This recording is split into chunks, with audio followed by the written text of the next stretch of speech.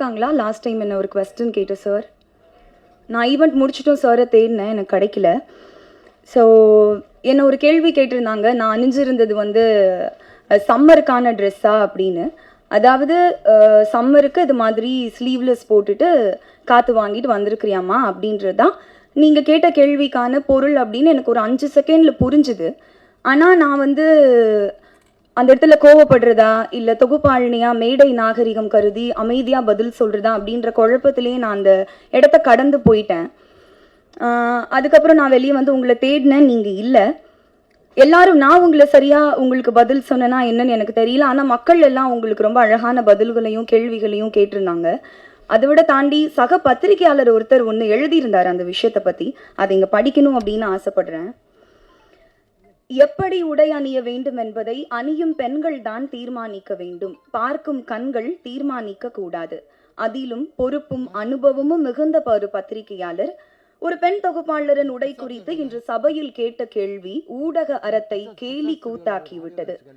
இதே கேள்வியை ஒரு பெரிய நடிகையை பார்த்து கேட்கும் திராணி நமக்கு இல்லை அல்லவா? பின் ஏன் எளிய பெண்களிடம் தன் பெண் மை இருக்கும் தைரியத்தில் கேட்க வேண்டும்? இன்று இந்த கேள்வி சமூக ஊடகம் எங்கும் ஒலிக்கிறது. இந்த கேள்வி ஒரு பத்திரிகையாளரின் கேள்வியாக பார்க்கப்படாது, ஒட்டுமொத்த தமிழக ஊடகத்தினரின் கேள்வியாக தானே பார்க்கப்படும். நாம் எரியும் கற்களை இயற்கை நமக்கே திருப்பி அனுப்பும் அப்படின்னு ஒரு பத்திரிகையாளர் எழுதியிருந்தாரு. அவருக்கு ரொம்ப நன்றி. அவர் பேரை தெரிஞ்சுக்கிறதுக்கு நான் ட்ரை பண்ண குரூப்ல தான் ஃபார்வர்ட் பண்ணியிருந்தாங்க. நான் வந்து சின்ன வயசுல நான் பேச்சு போட்டியில் டிஸ்ட்ரிக்ட் லெவலில் ஃபர்ஸ்ட் ப்ரைஸ் எல்லாம் வின் பண்ணியிருக்கிறேன் சார்.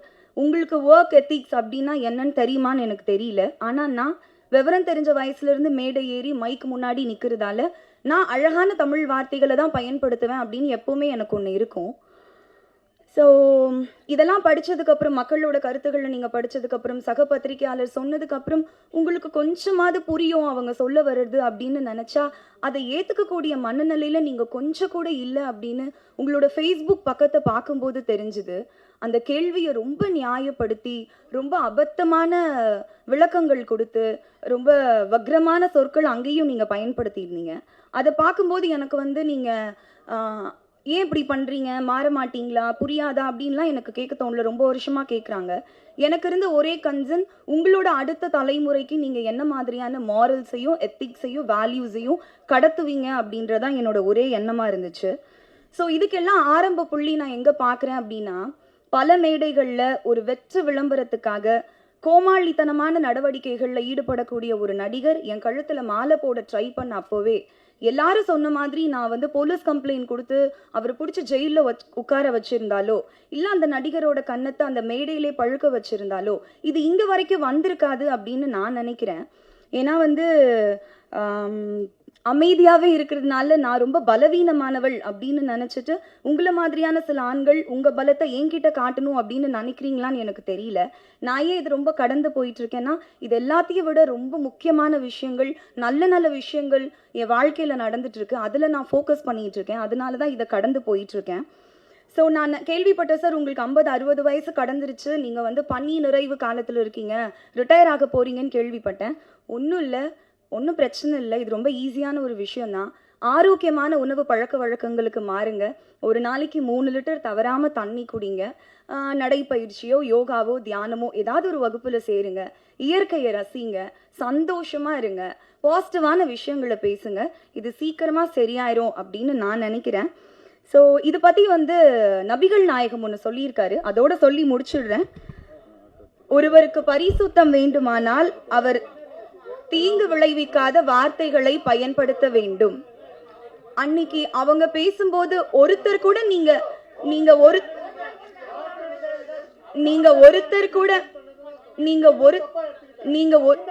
என்ன சார் தப்பா எடுத்தேன் சொல்லுங்க, என்ன தப்பா எடுத்தேன் சொல்லுங்க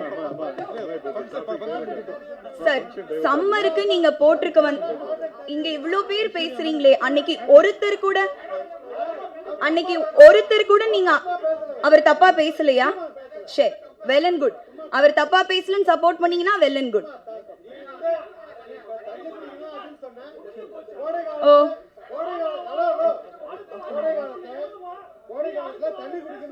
சரி, கோடை காலத்துல தண்ணி குடிக்கிறதுக்கும் நான் அணிஞ்சிட்டு வந்த சாரிக்கும் என்ன சம்பந்தம்? ஒருத்தர் கூட நீங்க அவரை கேள்வி கேட்கலையே.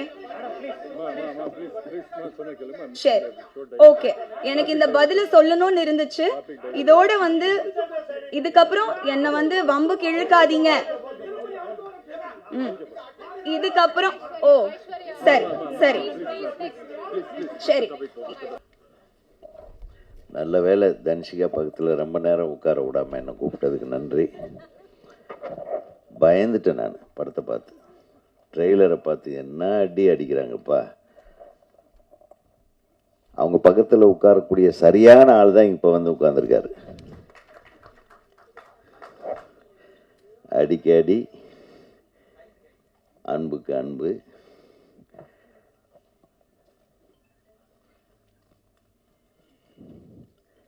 தயாரிப்பாளர் திரு மோனிகா செந்தில் என்று சொல்லக்கூடிய என்னுடைய நண்பர், எங்கள் ஊர்க்காரர். அவருக்கு எனக்கு என்னுடைய படங்கள் அவர் எதுவும் டிஸ்ட்ரிபியூட் பண்ணதா தெரியல, பட்டு நிறைய படங்கள் ஒரு மிகப்பெரிய கோயம்புத்தூர்லேயே ஒரு ஒரு பெரிய ஒரு ஆட்சியை நடத்தி, மோனிகா செந்தில்னாவே எல்லாருக்கும் தெரிகிற மாதிரியான ஒரு மிகப்பெரிய ஒரு டிஸ்ட்ரிபியூட்டராக இருந்தார். அவர் தயாரிக்கும் முதல் படம் என்பதற்காக நான் மிகுந்த மகிழ்ச்சியோடு இந்த நிகழ்ச்சியில் கலந்து கொண்டேன். ஏன்னா ஒரு டிஸ்ட்ரிபியூட்டர் தயாரித்தாதான் இந்த படம் ஓடுற படம் மாதிரி எடுக்கிறதுக்கு உண்டான எல்லா வித்தைகளுக்கும். ஏன்னா அவங்களுக்கு தெரியும் எந்த படம் ஓடு எந்த படம் ஓடாதுன்னு. அதே மாதிரி இயக்குனர் தம்பி கிருஷ்ணா, கௌதம் கிருஷ்ணா, அவன் தூங்காமையே ஃபைட்டு நீயே ஃபைட் மாஸ்டராக ஃபைட்டு கற்றுக்கிட்டு இருந்திருப்ப போல. ஃபைட் மாஸ்டர் இருந்தால் கூட நாங்களாம் அடுத்த நாள் காலையில் என்ன சீன் எடுக்கிறது எப்படி எடுக்கிறதுன்னு யோசனை பண்ணும்போது, ஒரு லவ் சீன் எடுக்கும்போது நம்மளே காதல் வயப்பட்டு அப்படியே நைட்டில் இப்படியெல்லாம் ஷார்ட் எடுப்போம். அப்படிமா நீ எடுத்துருக்கிற ஒவ்வொரு ஷார்ட்டு நைட்டு பெட்டில் எங்கேயோ படுத்துருக்கவே மாட்டேன் போல, எகிரி எகிரி அடிச்சுக்கிட்டே தூங்கியிருப்ப போல் இருக்கு. சூப்பராக இருந்துச்சு. அதுவும் தன்ஷிகா அவர்களுடைய எக்ஸ்ப்ரெஷன், அவங்க ஹைட்டு, நல்ல உயர்ந்த கதாநாயகி. ரொம்ப 2-3 படம் பார்த்துருக்கேன். ஒவ்வொரு ஆடியோ ரிலீஸ்க்கு வரும்போது நம்ம மீட் பண்ணுவோம். தனக்குன்னு ஒரு தனி இடத்தை இந்த சினிமாவில் நிச்சயமாக அவர் பெறப்போகிறார் என்பது இந்த படத்தின் மூலமாக நான் உங்களுக்கு சொல்லிக்கொள்ள ஆசைப்படுகிறேன். இந்த படத்தில் டான்ஸ் மாஸ்டர் நீங்கள் தானே இல்லையா? டான்ஸ் மாஸ்டரா ஃபைட் மாஸ்டரா அந்த சாங் கம்போஸ் பண்ணது? முதல் முறையாக ஒரு சாங்கை டான்ஸ் மாஸ்டர் இல்லாமல் ஃபைட் மாஸ்டர் கம்போஸ் பண்ணியிருக்காருன்னு நினைக்கிறேன், இல்லையா? அது ஒரு வித்தியாசமான விஷயந்தான். உங்கள் வேலை உங்கள் சம்பளத்தையும் சேர்த்து அவர் வாங்கியிருக்காரு. அன்னைக்கு என்ன அடி சார். ஒரு நேர்மையான போலீஸ் அதிகாரியாக நம்ம ஞாபகத்துக்கு வர்றது விஜயசாந்தி அவர்கள். அதுக்கு அடுத்தது இப்போது அந்த இடத்த பிடிக்கிற அளவுக்கு அழகாக ஃபைட் பண்ணியிருக்காங்க. அநீதியை எதிர்த்து போராடும் ஒரு நியாயமான போலீஸ் அதிகாரியாக நடிச்சிருக்கிறாங்க. இந்த கேமரா ஆங்கிள்ஸ், ஒளிப்பதிவாளர் தன்னுடைய முழு திறமையையும் இதில் காட்டியிருக்கிறாரு. அவருக்கு என்னுடைய மனமார்ந்த வாழ்த்துக்கள்.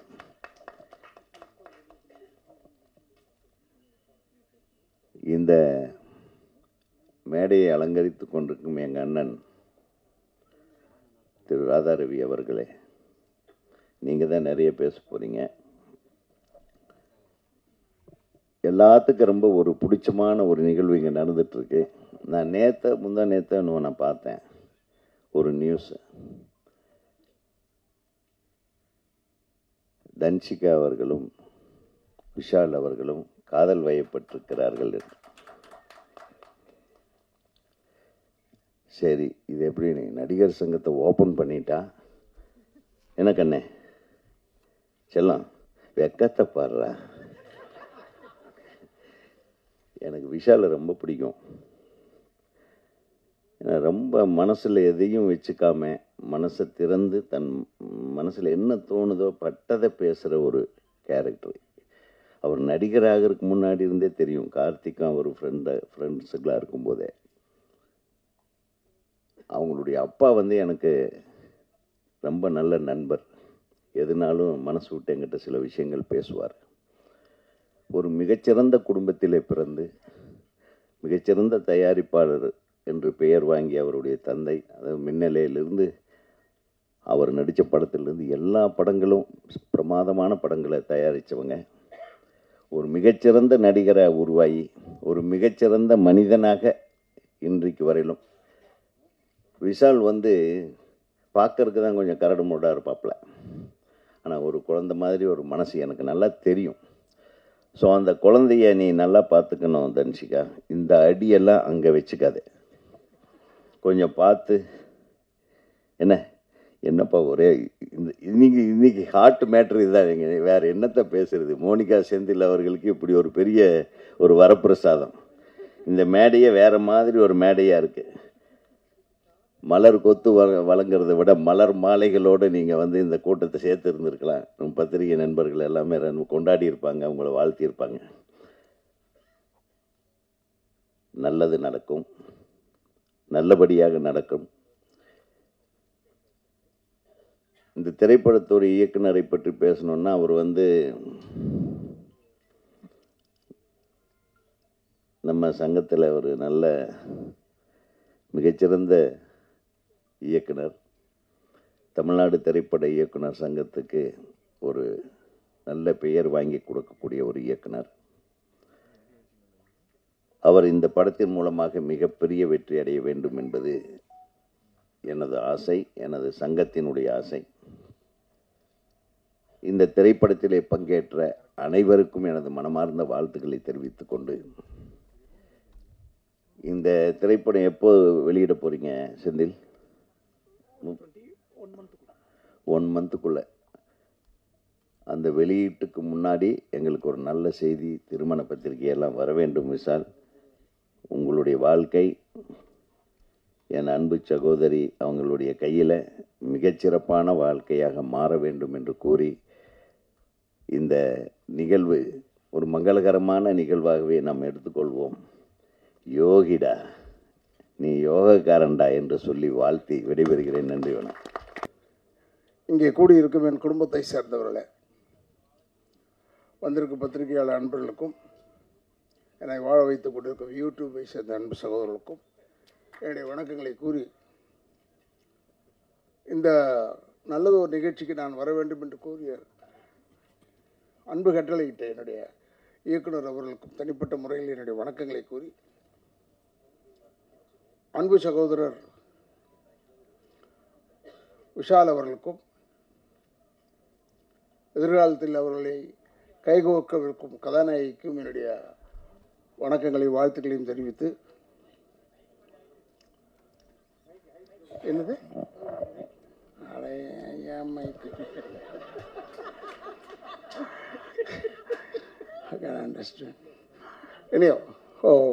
எல்லாருக்கும் என்னுடைய வணக்கங்கள். தயாரிப்பாளர்களுக்கு தனிப்பட்ட முறையில் என்னுடைய வணக்கங்களை கூறி, ஏன்னா நான் 6 மணிக்கெலாம் நான் டேப்லெட்டை சாப்பிட்டு 6:30 மணிக்கெலாம் சாப்பிட்றேன். இப்போ நல்லவன் ஆகிட்டேன். அதனால் நான் விஷால்கிட்ட சொல்லிட்டேன், இப்போ விஷால் நான் புறப்பட்டேன்னா தப்பாக எடுத்துக்காத. ஏன்னா உடனே நம்ம முடிச்சு விட்ருவோம், இவருக்கு அவருக்கும் ஆகாது, அதனால் இவர் ஓடிவிட்டார், இல்லை இவர் வந்து விட்டார், ஏதோ ஒன்று சொல்லுவீங்க. அப்படிலாம் ஒரு நிகழ்ச்சியும் கிடையாது. எனக்கு எல்லாருமே வேண்டியப்பட்டவர்கள். அந்த நேரத்தில் ஒவ்வொரு நேரத்தில் அப்படி எதுக்குன்னா இந்த படத்தில் வந்த மாதிரி தான். ஹீரோ படம் ஆரம்பித்ததுலேருந்து எண்டு வரைக்கும் அடிச்சுக்கிட்டே இருப்பார் வில்லன்னு. கடைசியில் வில்லன் வாங்கி போலீஸ்கிட்ட போவார். இதுதான் நிகழ்ச்சி. அதை எப்படி நீங்கள் நினச்சிக்கிட்டு இருக்கீங்களோ அது மாதிரி தான் இதெல்லாம்.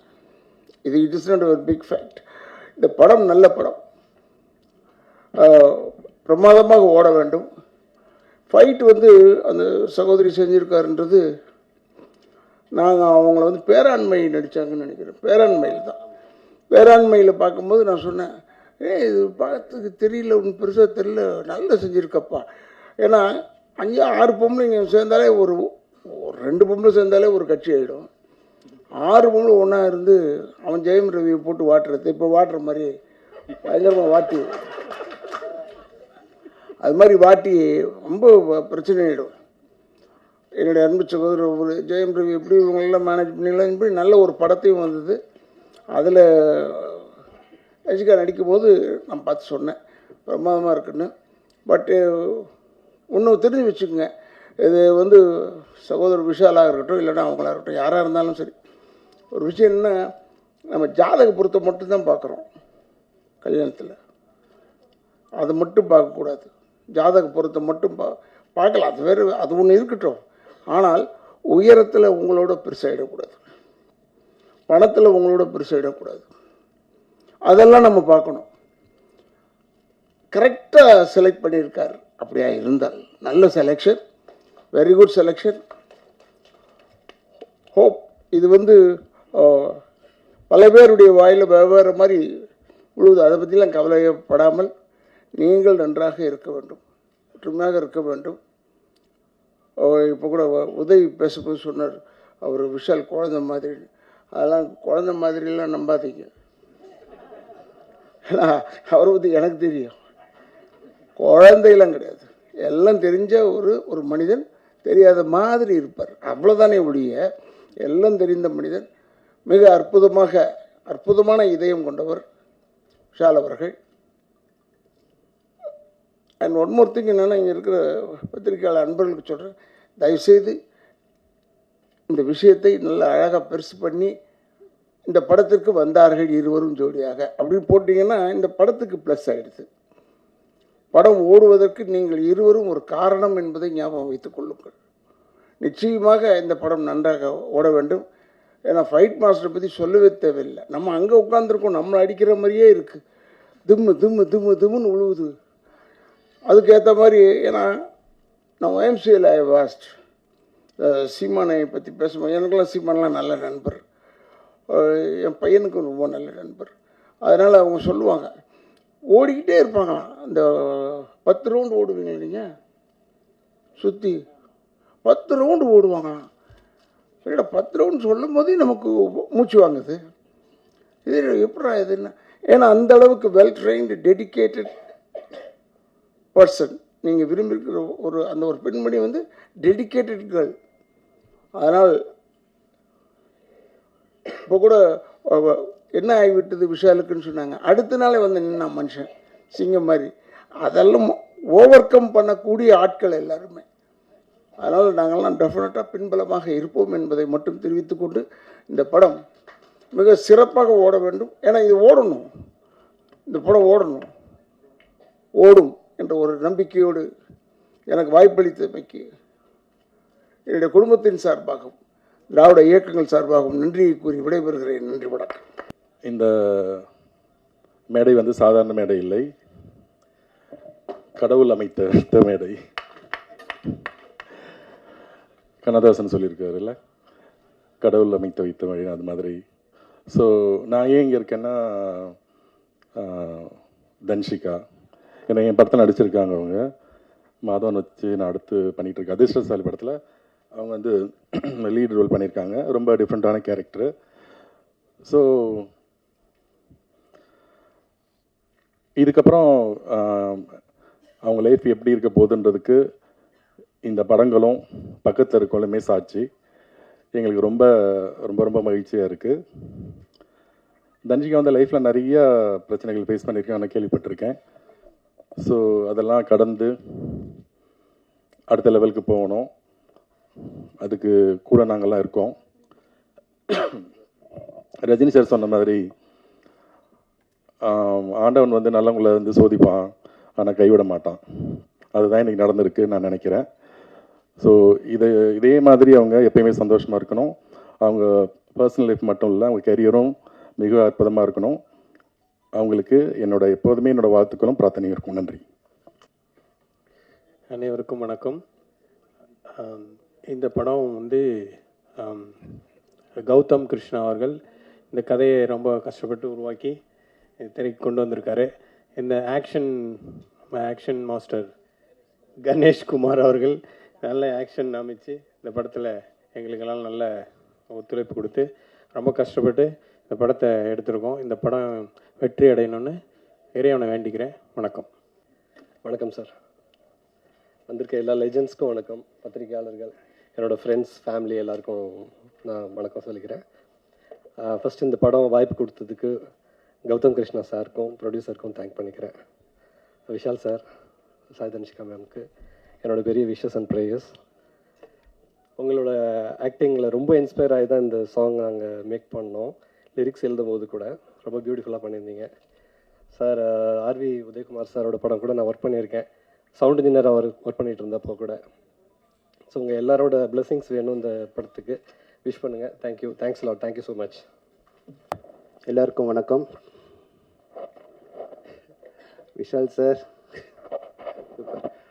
இதில் எம்ஜிஆர்ன்ற ஒரு படம் ஒன்று பார்த்துருப்பீங்க. விஷால் சாருக்கு 6 பேக் ஃபைட் எடுத்தது நான் தான், சோலோ ஃபைட்.